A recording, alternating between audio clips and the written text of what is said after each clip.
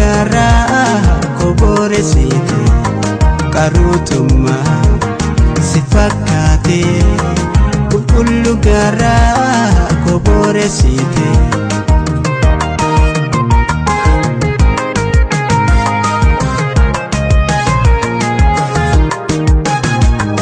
osonna sifiyadu ifirra jala sitiin ulfanne naftahu namshala gowomena sehin garaki yalafa osamati beku ndasif tabarasa osonna sifiyadu ifirra jala sitiin ulfanne naftahu namshala gowomena sehin garaki yalafa osamati beku ndasif tabarasa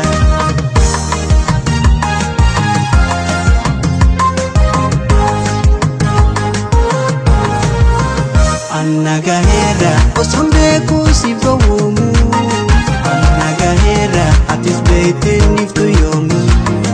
Annagahera sitime ifabase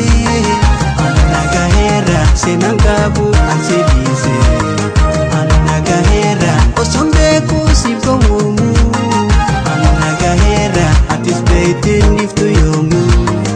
Annagahera sitime ifabase Annagahera senangabu ansedise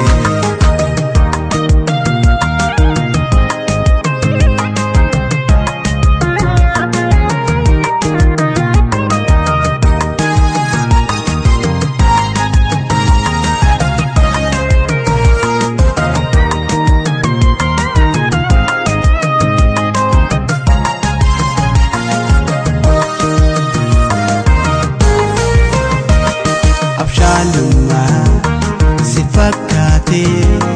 dalila garaa koboresite karutuma si fakkaate qulqullu garaa koboresite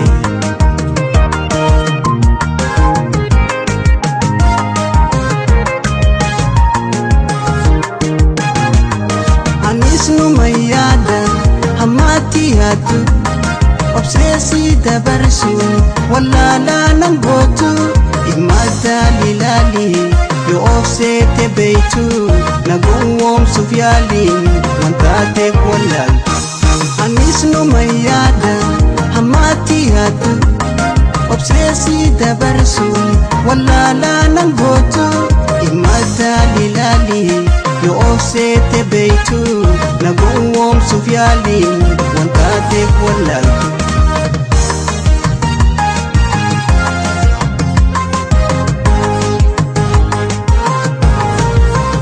Annagahera beke obsesi dabarsu